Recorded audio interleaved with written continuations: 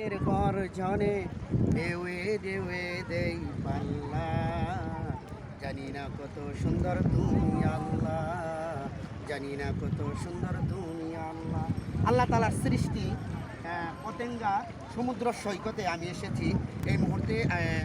আমার সাথে আছেন আমার শ্রদ্ধেয় চাচা যান, ওনাকে নিয়ে একটু সমুদ্র সৈকতে আসলাম। আসলে এখানে আসলে মন দিল সব কিছু মানে পরিবর্তন হয়ে যায়। আল্লাহ তাআলার সৃষ্টি আসলে অনেক অদ্ভুত এক ধরন, কারণ আল্লাহ তাআলা প্রত্যেকটা সৃষ্টিগুলোই সুন্দর।